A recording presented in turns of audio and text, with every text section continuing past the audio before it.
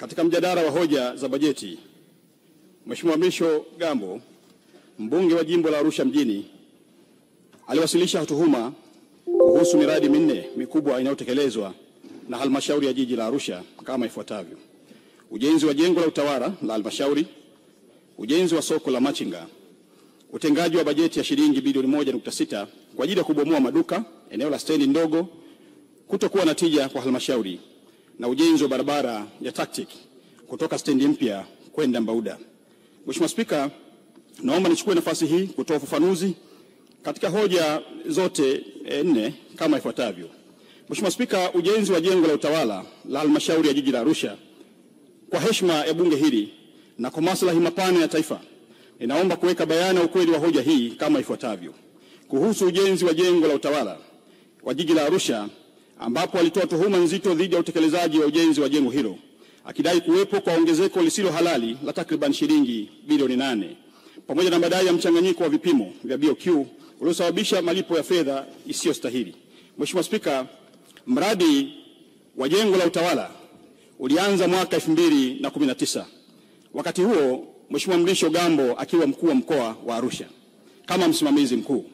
Ujenzi ulifanyika kwa njia ya force account na baadaye ukahama kutoka force account na kuingia kwa mkandarasi. Akapatikana mkandarasi mshauri ambaye akasaidia kupatikana kwa mkandarasi wa ujenzi Mheshimiwa Mrisho Gambo akiwa mbunge. Hii yote ilitokana na malumbano yaliyokuwepo kati ya Mheshimiwa mbunge na baraza la madiwani na aliyekuwa mkuu wa mkoa wakati huo, Mheshimiwa John Mongera. Malumbano hayo yalipelekea mradi kusimama kwa muda mrefu mpaka mwaka 2023 baada ya Mheshimiwa Waziri Mkuu kuingilia kati na baadhi ya watumishi kushtakiwa. Kamati ya fedha, mbunge alikuwa ni mjumbe wa kamati ya fedha wakati huo, hakushiriki kikao husika kwa ruhusa, lakini posho alichukua. Hii ilikuwa ni mwaka 2023. Ikampa mkandarasi ndugu Tribe Construction, lakini hakuweza kuendelea na kazi tena. Ikatokea malumbano baina ya mkandarasi na kazi ikaanza tena upya mwezi wa 4 mwaka 2024 na kuomba kulipwa malipo ya awali. Ndiyo jengo likaanza kujengwa na sasa lipo ghorofa ya 6. Mpaka sasa, Mheshimiwa Spika, mkandarasi amekwisha lipwa hati 2 pamoja na malipo ya awali. Jumla ya hati zote 2 ni shilingi bilioni 1 na milioni 200. Pamoja na malipo ya awali, jumla inakuwa ni shilingi bilioni 2 na milioni 200. Na jengo lipo ghorofa ya 6 na kilicholipwa mpaka sasa ni kidogo kulingana na uhalisia wa jengo mpaka hivi sasa. Hivyo mkandarasi analipwa malipo yake kwa kazi alizofanya, zikihakikiwa pia na mhandisi wa jiji kwa kazi zilizofanyika tu.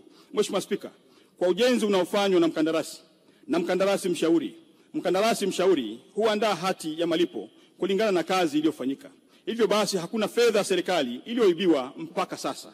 Nasisitiza, hakuna fedha ya serikali iliyoibiwa mpaka sasa. Mheshimiwa Spika, kwa kuzingatia dhamira ya dhati ya kulinda fedha za umma, tuhuma zilizotolewa na Mheshimiwa Gambo zimechunguzwa. Niliagiza pia kufanyika kwa uchunguzi wa kina. Uchunguzi huo ulibaini hitilafu za kiufundi zilizojitokeza katika uingizaji wa taarifa kwenye mfumo wa ununuzi wa umma, yani NeST, ambao vizio vya vipimo vilichanganywa kama ifuatavyo. Katika uchunguzi uliofanyika, kilichoonekana ni vizio vya vipimo, yani unit of measurement, kuchanganywa katika vipengele viwili wakati wa kuingiza kwenye mfumo wa ununuzi wa umma, yani NeST, ni kama ifuatavyo. Kipengele cha zege la sakafu la chini kwa unene wa milimita 200 ilikadiriwa kuwa mita za mraba 1128 kama ilivyoonyeshwa kwenye BOQ ya mhandisi mshauri. Hata hivyo, wakati wa kupandisha kipengele hicho kwenye mfumo wa ununuzi, yani NeST, kipengele hicho kilipandishwa kama mita za ujazo 1128. 2. Kipengele cha zege la sakafu la juu kiliainishwa kuwa ni mita za mraba 7034 kama ilivyoonyeshwa katika BOQ ya mhandisi mshauri. Lakini katika kupandisha kwenye mfumo ununuzi wa umma, kipengele hicho kiliingizwa kama mita za mraba 7034. Mheshimiwa Spika, management ya jiji la Arusha ilibaini kasoro hizo na kumjulisha mshauri mwelekezi kuhusu makosa katika vizio vya upimaji uliojitokeza katika barua yenye kumbu namba BC.3/253/0 IE/149 ya tarehe 10 mwezi Februari 2025 na barua kumbu namba BC.3/253/0 IE/150 ya tarehe 18 Februari ya mwaka 2025. Mtaalamu mshauri alijibu barua hizo kwa barua yenye kumbu namba KA/ACC/ADM/2024/20 ya tarehe 28 Februari 2025 kwa kukiri kupokea mapungufu hayo, na alichukua hatua za kumwandikia mkandarasi kumweleza mapungufu yaliyojitokeza kwa barua yenye kumbu namba KA/ACC/Admin/2024/24 ya tarehe 7 Machi 2025. Mheshimiwa Spika, mkandarasi alimjibu mtaalamu mshauri kwa barua yenye kumbu namba TRB.JV.TBW/Admin/ACC/HQ ya 2025 ya tarehe 8 Machi 2025 akikubali mabadiliko hayo ya vipimo tangu mwezi Machi kama yalivyoonekana katika mkataba. Taratibu za kuandaa mabadiliko addendum zinaendelea kwa mujibu wa sheria ya ununuzi wa umma sura namba 410. Hivyo gharama halisi za mkataba zitazingatia vipimo sahihi, ambapo mradi utatekelezwa kwa gharama ya shilingi bilioni 3,461,712,012. Aidha, fedha za ziada ambazo ni shilingi milioni 416 ikiwa ni 983 na senti 27 ikiwa ni sehemu ya malipo ya awali zitazingatia utekelezaji wa kazi na makubaliano ya mabadiliko ya mkataba. Kwa kuwa hoja hii iliibuliwa na halmashauri ya jiji kuhusu vipimo husika na kukubaliana na pande zote mbili tangu mwezi Machi, si hoja mpya, ilikwisha fanyiwa kazi na ndio desturi za mikataba. Hoja hii inasimamiwa na Mheshimiwa Mkuu wa Mkoa na TAKUKURU wanaifanyia kazi kujiridhisha tangu mwezi Machi 2025, na muda wowote addendum itasainiwa na mkandarasi yupo eneo la mradi mpaka jengo litakapokamilika. Mheshimiwa Spika, haya si matamko tu, ni matendo yaliyokwisha fanyika. Kuibua hoja ambazo zimekwisha fanyiwa kazi kwa makusudi na mamlaka husika au zipo kwenye mchakato ni sawa na kusisitiza kuwa serikali ni kipofu na bubu. Rais wa Jamhuri ya Muungano wa Tanzania serikali ya awamu ya sita inasimamia misingi ya uwajibikaji, misingi ya uadilifu na kujifunza kutokana na kila changamoto. Hatufichi makosa tunayakabili kwa ujasiri, kwa sababu kama alivyosema baba wa taifa Mwalimu Julius Kambarage Nyerere, hatupaswi kuwa na serikali ya kuogopwa, bali serikali ya kuheshimika kwa uadilifu wake. Kwa njia hii tunawaonesha Watanzania kuwa serikali yao ni ya watu, kwa watu na kwa ajili ya watu. Tunapambana na dosari kwa uwazi, tunalinda rasilimali kwa uaminifu na tunasimama na kusimamia kila senti kwa jicho la uzalendo. Mheshimiwa Spika, serikali hii imedhamiria kuwa sio tu msimamizi wa maendeleo, bali ni nguzo ya maadili ya taifa. Tunaamini kuwa kuaminiwa ni mtaji mkubwa kuliko hata fedha, na kwa kila hatua tunayochukua kurekebisha dosari, tunazidi kuijenga serikali ambayo Watanzania wanaweza kuiamini. Serikali inayosema kweli inachukua hatua, na hatua hizi zilizokwisha chukuliwa. Mheshimiwa Spika, niruhusu nisisitize tena, hakuna mahala popote katika taarifa niliyoletewa inayoonyesha kuwa shilingi bilioni 8 italiwa, na kwa kuwa mkataba ni mchakato, ni mwendelezo wa kazi, thamani halisi itaendelea kubaki kuwa kwa mujibu wa marekebisho ya mkataba, na hakuna senti ya Watanzania itakayoliwa baada ya kukamilika kwa mkataba. Mheshimiwa Spika, ningependa kukumbusha bunge lako tukufu kuwa masuala yote ya maendeleo huanzia kwenye kamati ya maendeleo ya kata, kamati za kisekta za halmashauri na mwisho baraza la madiwani, ambapo sisi wabunge ni wajumbe kote huko. Kama miongoni mwetu kuna kitu hujaridhika, turejee kwenye halmashauri zetu kwenye vikao vya kisheria kwenda kupata ufafanuzi zaidi wa jambo mahususi ambalo hatujalielewa sisi kama wabunge. Katika hoja hii pia Mheshimiwa mbunge alisisitiza kuwa kuna wafanyakazi hawakuchukuliwa hatua kabisa. Waziri Mkuu wa Jamhuri ya Muungano wa Tanzania na utekelezaji wake kufanywa na ofisi ya mdhibiti na mkaguzi mkuu wa hesabu ya serikali, yani CAG, aliyebaini mapungufu ya kiutaratibu.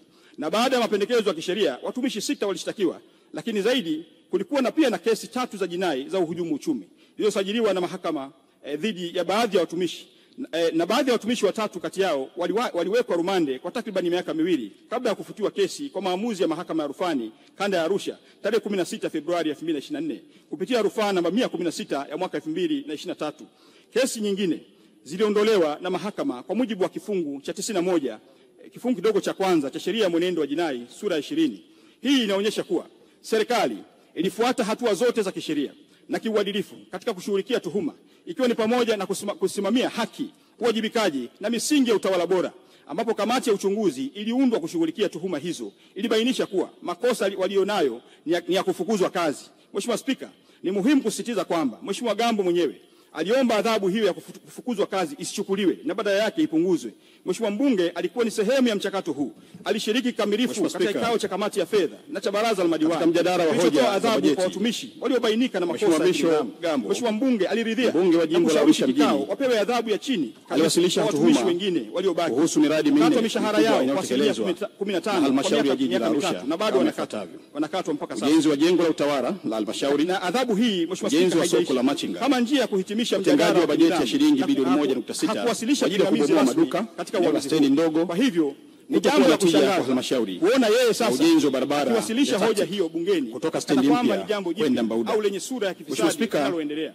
Naomba nichukue nafasi hii kutoa ufafanuzi katika hoja zote nne kama ifuatavyo. Mheshimiwa Spika, ujenzi wa jengo la utawala la halmashauri ya jiji la Arusha, ujenzi wa soko la machinga kwa heshima ya bunge 500 kutotumika hadi sasa. Katika mwaka wa fedha 2020-2021 halmashauri ya jiji la Arusha ilipokea kiasi cha shilingi milioni 500 kwa ajili ya ujenzi wa soko la wafanyabiashara ndogo ndogo, yani wa machinga, eneo la Engutoto. Baada ya mapokezi ya fedha, taratibu za utekelezaji wa miradi zilianza, ikiwa ni pamoja na kutaarifu vikao rasmi kuhusu mapokezi ya fedha hizo na madhumuni ya serikali ya kujenga soko hilo katika eneo la Engutoto. Mheshimiwa Spika, baada ya taarifa hiyo kuwasilishwa ofisi ya mkuu wa wilaya, Mheshimiwa mkuu wa wilaya mbunge Mrisho Gambo, meya wa jiji pamoja na mkurugenzi wa jiji walifanya ziara ya kutembelea eneo la Engutoto na kubaini kuwa eneo hilo sio eneo sahihi kwa ajili ya ujenzi wa soko tajwa.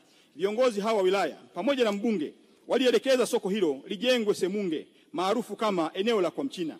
Katika hali hiyo ilibidi kiitishwe kikao cha dharura cha kamati ya fedha tarehe 11 mwezi wa 6 mwaka 2022 ambacho kiliridhia soko lijengwe eneo lililopendekezwa.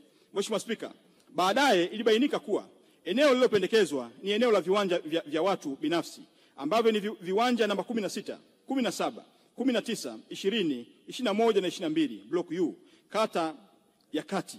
Hivyo haliwezi kutumika kwa ajili ya ujenzi wa soko. Tarehe 1 mwezi wa 7 2022 kikao cha kamati ya fedha cha dharura kiliitishwa na iliazimiwa soko hilo lijengwe eneo Engutoto kwa kuwa hapakuwa na eneo jingine linaloweza kujengwa soko hilo.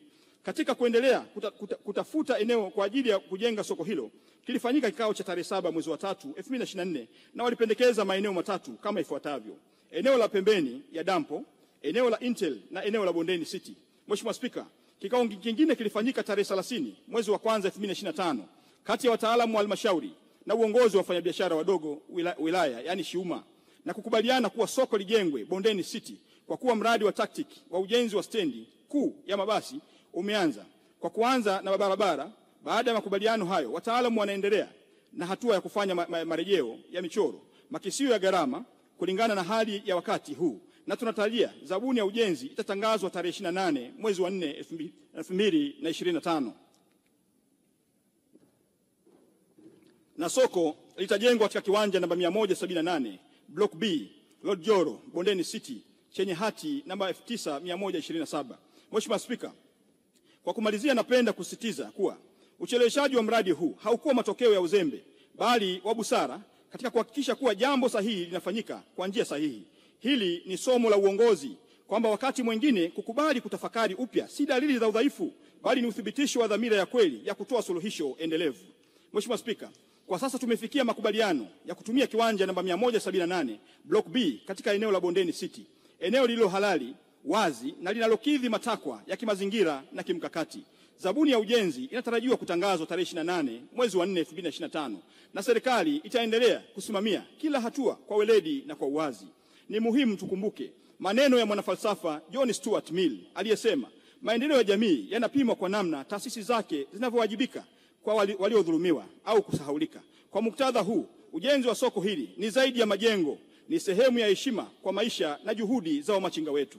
Mheshimiwa Spika, kwa niaba ya serikali naomba kuhakikishia Watanzania hasa wamachinga wa jiji la Arusha kuwa soko hili linakuja tena kwa heshima, kwa hadhi na kwa matarajio walionayo. Kama ambavyo wahenga walisema, penye nia pana njia, nasi tumejifunza kujirekebisha na sasa tunatekeleza. Utengaji wa bajeti ya shilingi bilioni 1.6 kwa ajili ya kubomoa maduka eneo la stendi ndogo kutokuwa na tija kwa halmashauri. Mheshimiwa Spika, katika mwaka wa fedha 2025-2026 halmashauri ya jiji la Arusha imetenga kiasi cha shilingi bilioni 1.6 kwa ajili ya ujenzi wa maduka ya kisasa katika eneo la stendi ndogo. Fedha hizi hazikulengwa kwa ajili ya ubomoaji pekee nasisitiza, fedha hizi hazikutengwa kwa ajili ya ubomoaji pekee kama ambavyo Mheshimiwa mbunge amesisitiza kwenye bunge lako hili, bali kwa utekelezaji wa mradi wa maendeleo unaolenga kubadilisha taswira ya eneo hilo kuwa eneo la kisasa kabisa, la kibiashara na la kuvutia. Uamuzi huu umetokana na maazimio ya vikao halali vya baraza la madiwani vilivyofanyika kuanzia tarehe 24 hadi 25 Februari 2025, ambapo Mheshimiwa mbunge ndugu Mrisho Gambo